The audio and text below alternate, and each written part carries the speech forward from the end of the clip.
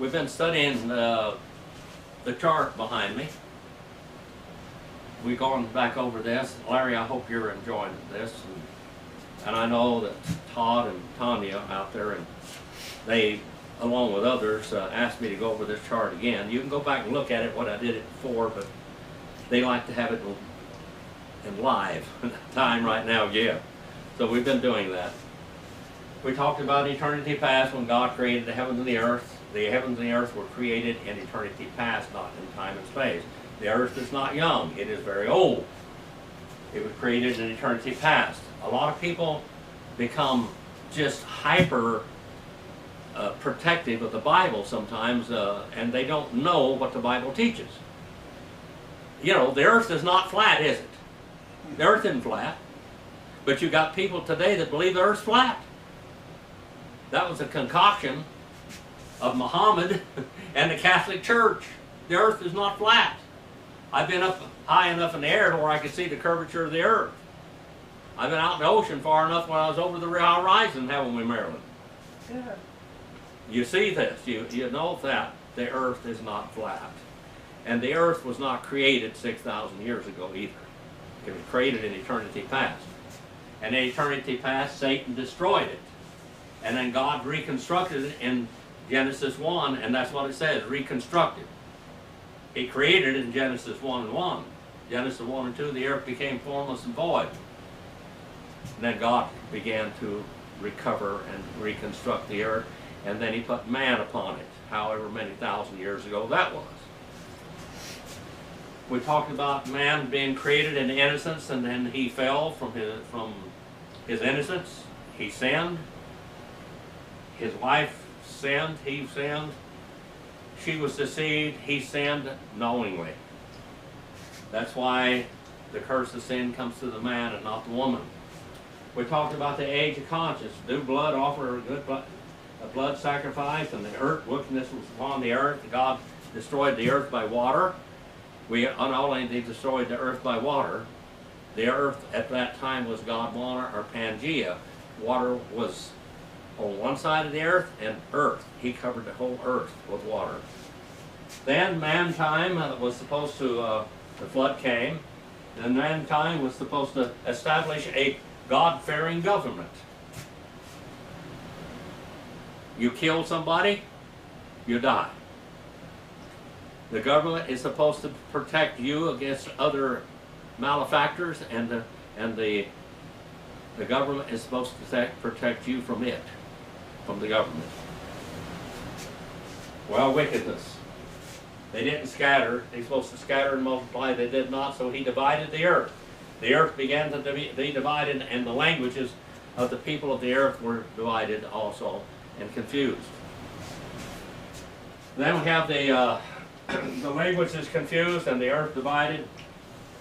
Then God calls out Abraham. His name was what? Beginning. What was Abraham's name before it was Abraham? Abram. Abram. Abram means exalted father. Abraham means exalted father of a multitude. The Hebrew word or letter, hey, that's ha the bar by that way. Ha, the bar. That word right there is the fifth letter in the Hebrew alphabet. Hey. And hey was added to Abraham's name, from Abram to Abraham, and from Sarai to Sarah. H was added. The hey or the H is the fifth letter of the Hebrew alphabet. 5 is the number of grace in the Bible.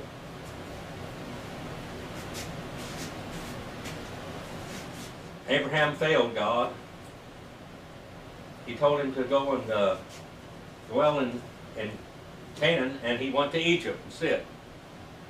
Because of that, his children would go down there and be in Egypt for 400 years in servitude, part of that. And it did happen, and God brought them out of there. He brought them into the land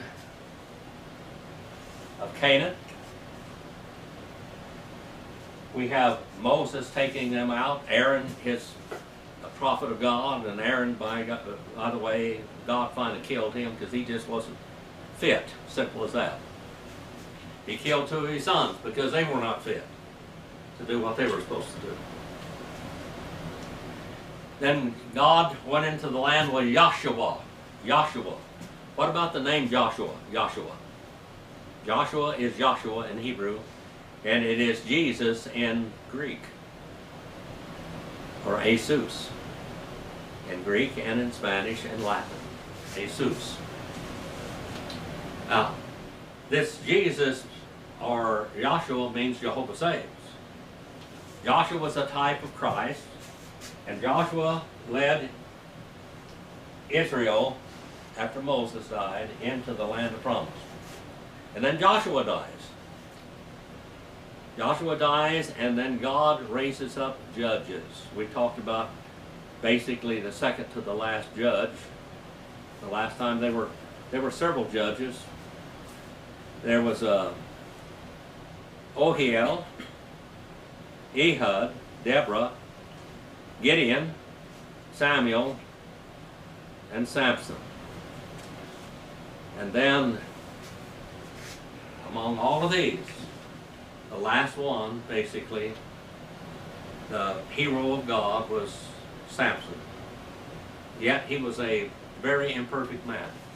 How perfect was Abraham, by the way? Was he the perfect father of the faithful? Was he the perfect father of the faithful? No.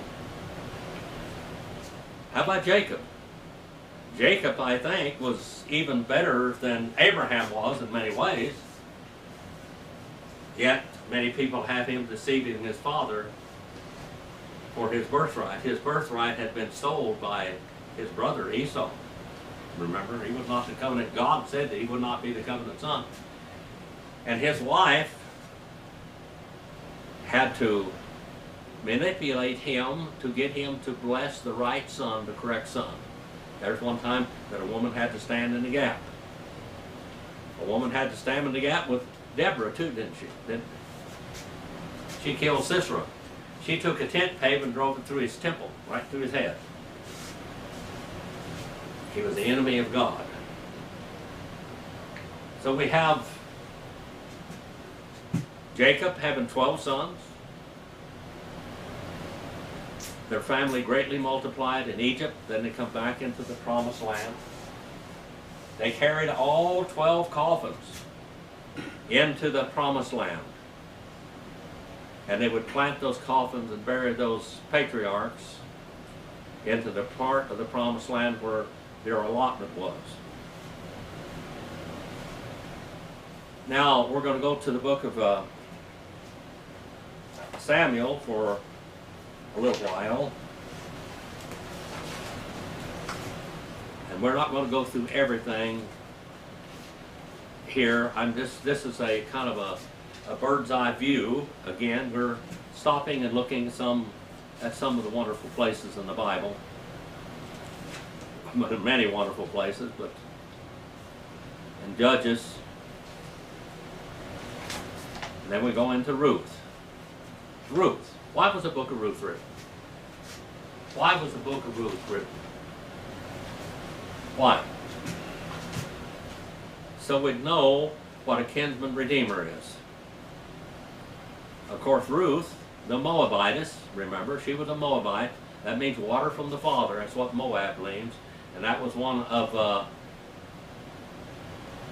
remember the one? Lot? This was one Lot's children. The one daughter, they made their father drunk. They went in there and went to bed with him, received sperm from him, literally. That's what water from the father means. And the other, we have Moab and Ammon.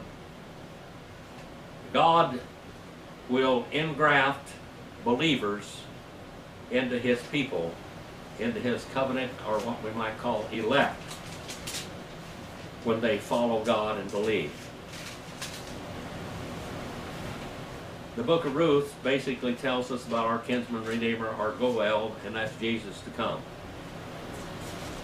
We could go into that. There's some great messages in that book.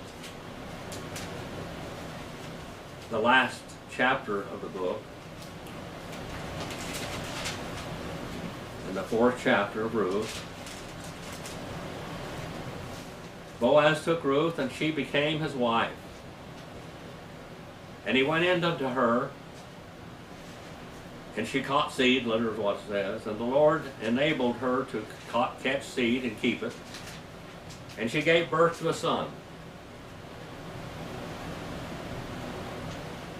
Then the woman said to Naomi, Blessed is the Lord, who has not left you without redeemer today, a Goel, a kinsman redeemer today.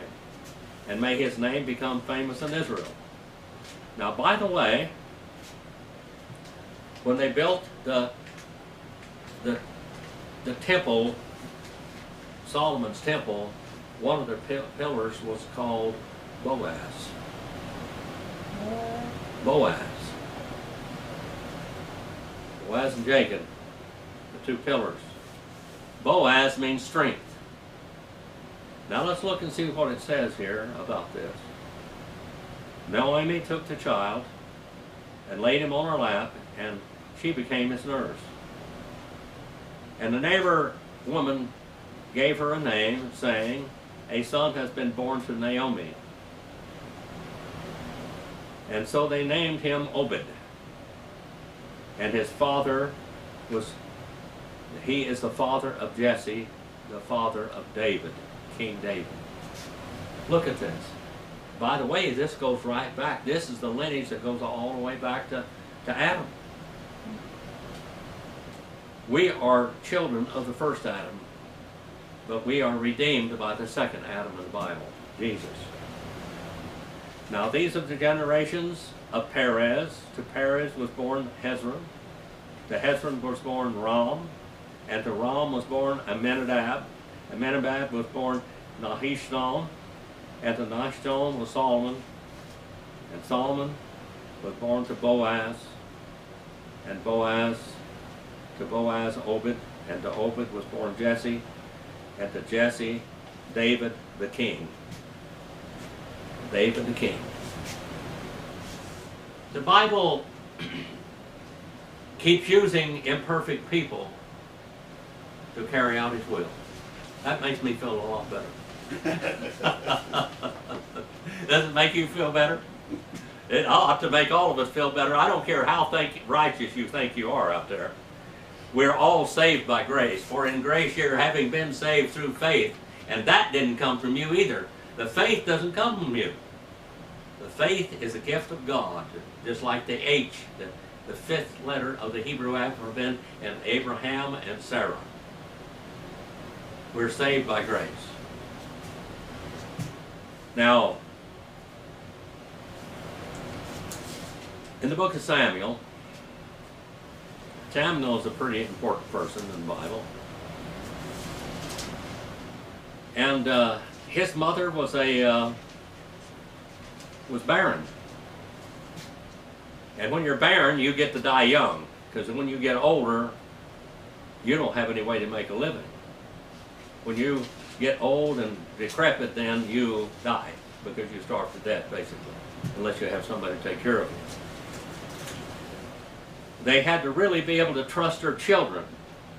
In Jesus' day, we're going to go back up to Jesus' time for just a moment. Up to Jesus' time, the Pharisees especially. The Pharisees were very rich people, and they were what we might call the Orthodox Jew of today.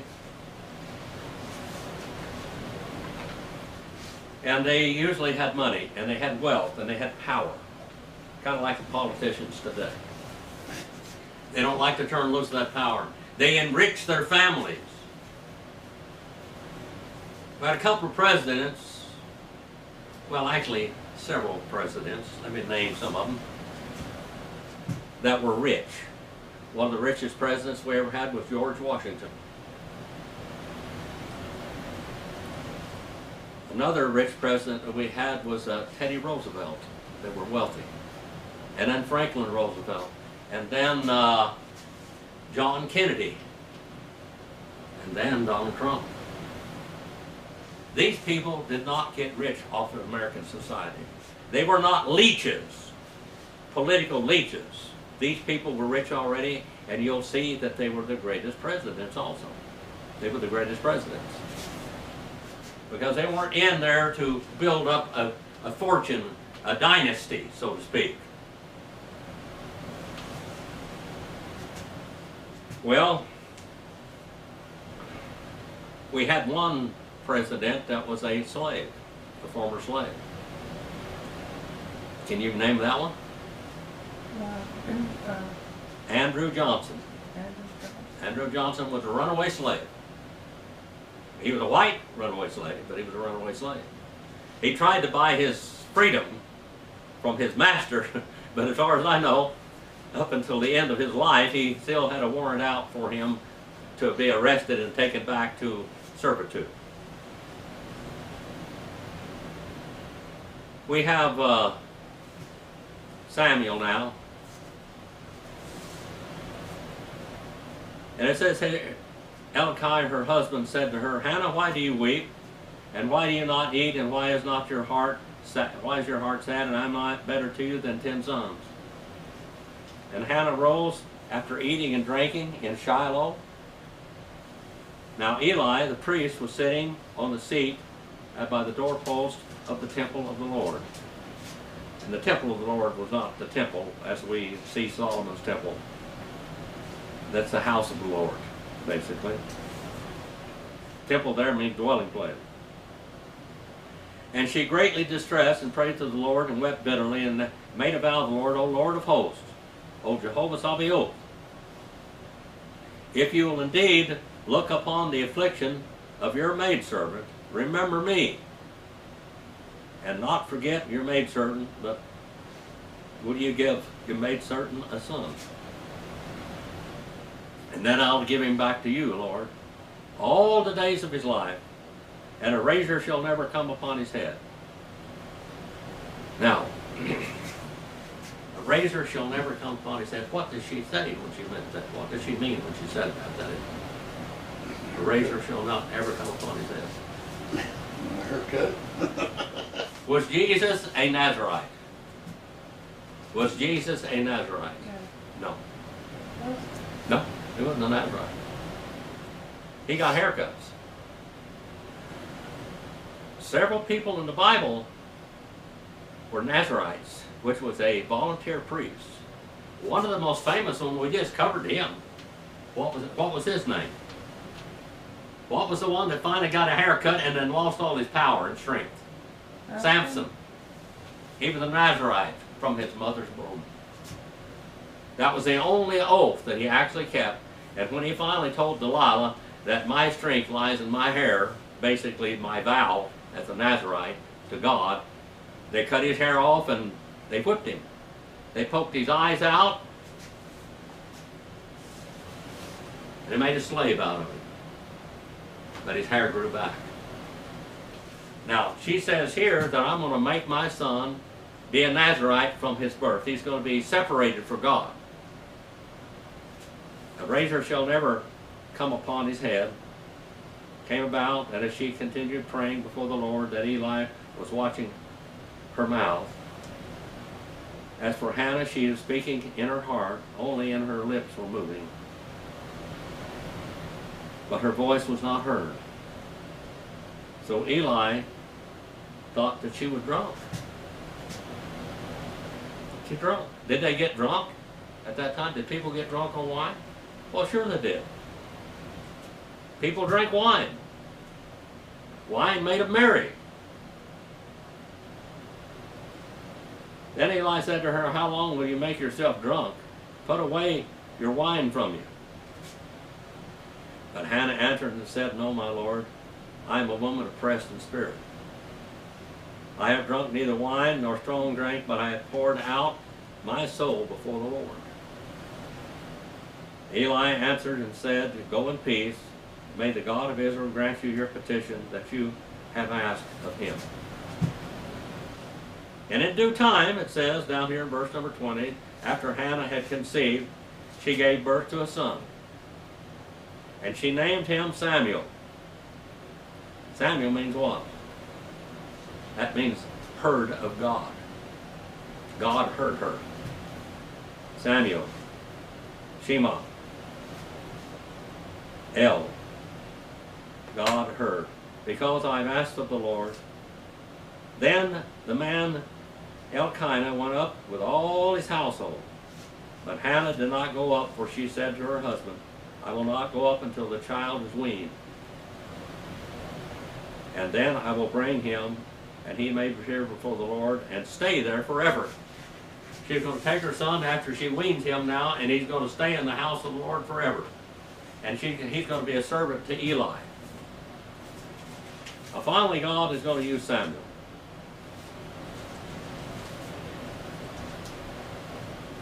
In 3rd chapter, in verse number 15, Samuel lay down until morning. Then he opened the doors of the house of the Lord, but Samuel was afraid to tell the vision to Eli. He'd had a vision.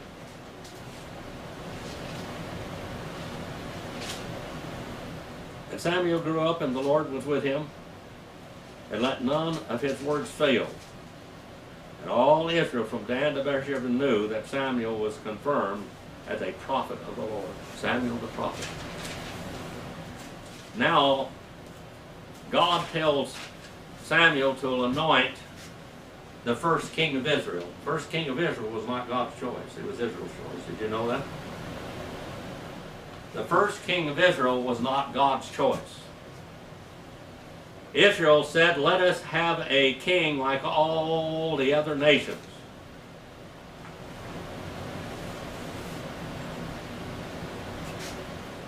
And so God gave him a very strikingly handsome man that was very tall, taller, head and shoulders above everybody else. He was a tall man. His name was Saul.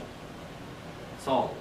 Now Saul comes from the Hebrew word Sheol. Sheol means the place to ask about. Remember Samuel and Solomon and all of this? Every time you see that S in a name, Sheol means the place to ask about. That's Hades in Greek. And he told Samuel to anoint this man, Saul, king over Israel, because they were hollering for one. And God told them, you want this man? He's going to oppress you. I have a king for Israel, but he's not ripe yet. It's not ripe for this man to be, because God is going to give them David. King David was the first king of Israel that God chose. God chose him. When God chooses something, it's better. Well, Saul, in the beginning, was very shy. He hid out.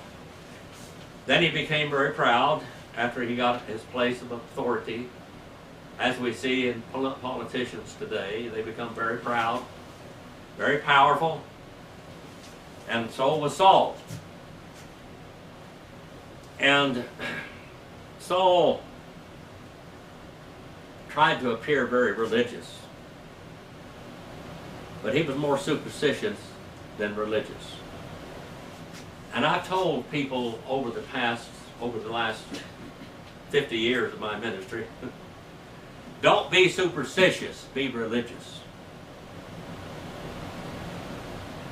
What's the difference between superstitious and religion?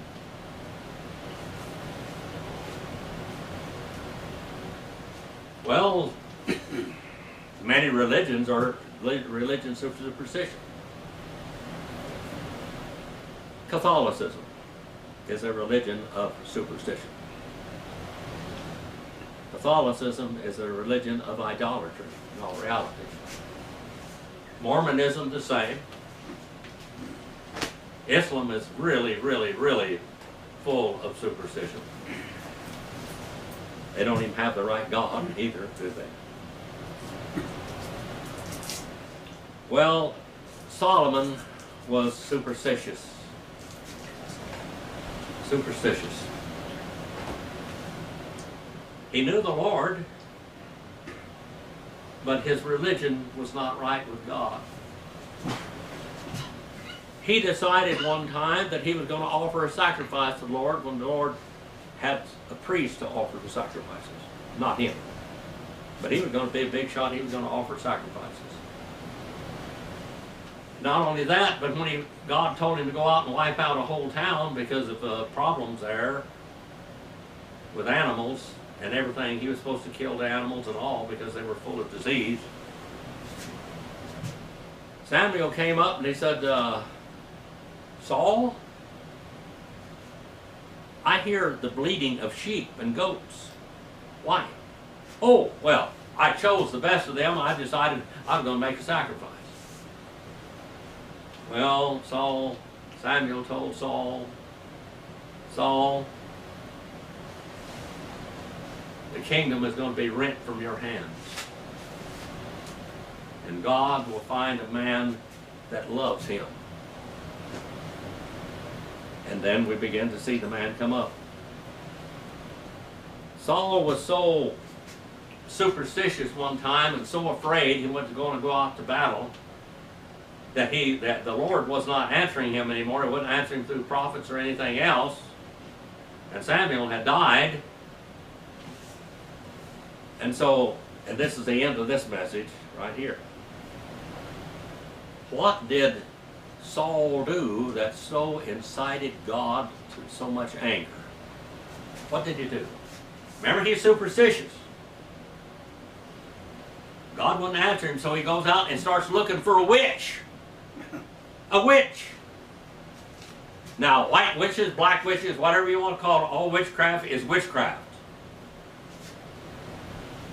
Even Mormonism, there's so much superstition in Mormonism.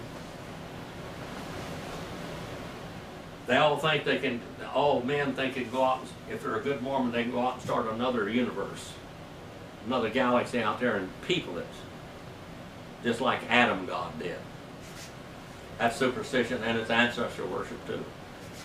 Adam God is the only God that Joseph Smith said they had to do with, Adam God.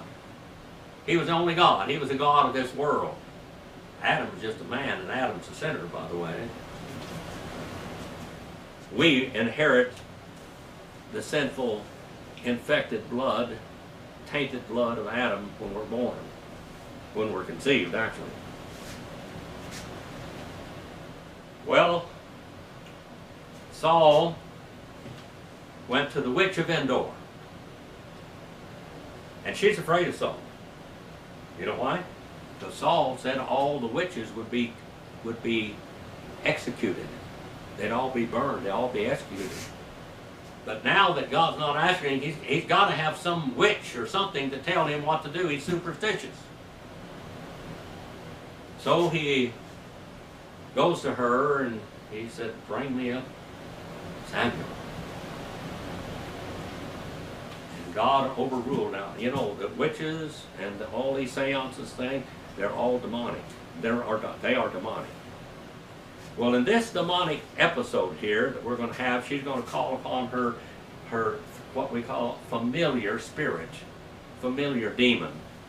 And demons are very smart. They can tell you things that we don't know. They're supernatural, see.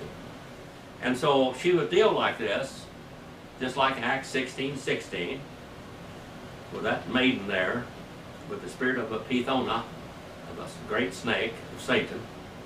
This woman is inspired by Satan also through one of his imps. And all of a sudden, here she sees this man with a mantle on. And he's coming up and she said, this is not my devil, this is not my demon, this is something that God has overruled this. God has sent this man back. And so Samuel says to Saul, why have you disturbed me from my rest and called me back here? He said, because what's going to happen to me? Well, you're going to die is what's going to happen to you. God's going to take your life. He's going to get you out of the way now. You've been trying to kill David because David was God's man. But now I'm going to take you out of the way. I'm going to use somebody else to do it. You know, God answers prayers so many times.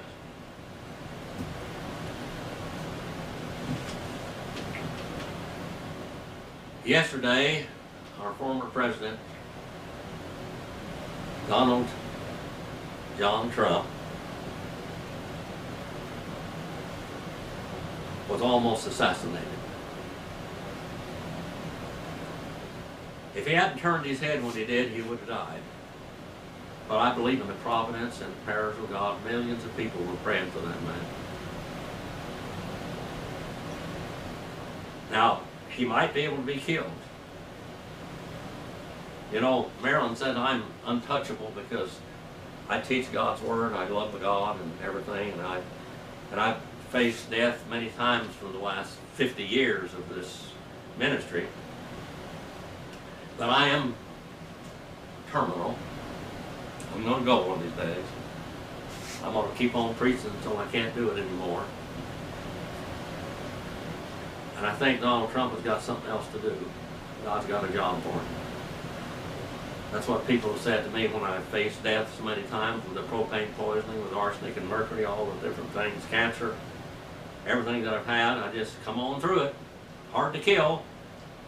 Not because I'm so tough, people, but because God's power is what it is. Well, things happen. We had a sharpshooter on that building up there, and he missed Trump, I think, 7 times. But he hit him in the ear, and he should have hit him in the head. That's what he was aiming for. That's kind of like Peter. When I saw that, I thought about Peter trying to cut off the high priest serpent's ear, Malchus. He didn't aim for his ear, did he? He aimed for his head, but he cut his ear off, and then Jesus picked up the ear and put it back on. Said, put that sword away. I have to do what I have to do. Saul disguised himself as one of his warriors, so they wouldn't know who he was when he went before the camp, his enemy camp. And he went out there, and there was one guy just drew a bow with an arrow and just shot that thing, and guess where it went? It not only hit Saul, but it went to the little gap in his armor, and he killed him. Brought him down anyway. He was dying.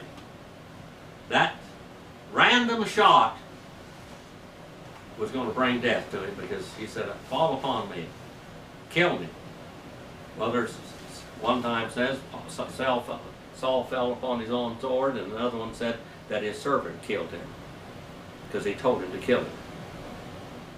He didn't escape, did he? No matter what Paul, or Saul that is, tried to say. And by the way, Paul the Apostle, his real name was Saul. And he was of the tribe of Benjamin, just like Saul was. He was a descendant of Saul. You know, God tried to talk to Saul, but he wouldn't listen. The Old Testament, the New Testament says the Old Testament is written for parables for us, examples for us. So many times we have to go around the mountain, and around the mountain, and around the mountain, and around the mountain, don't we? Because we keep on making the same mistakes. David was not a perfect man. But there was one thing about David that was different than Saul. What was it? He had a blessing. David loved God. And when David did the wrong thing, David repented and followed God. Sometimes we have to repent and just follow God. When God wants you to do something, do it. Whatever it is, do it. God had a job for Saul. Saul failed him. God had a job for David, and David did his best. David did his best, and he handed over his kingdom to his son Solomon. And of course, Solomon is another story. But we'll look at David first. Our Father, we send this message out for your honor and glory. Please use it. As we study your word, as we understand how it all ties together, help us to glorify you with our lives and with our teaching also, that we might build up others in faith. Please forgive me where I failed you.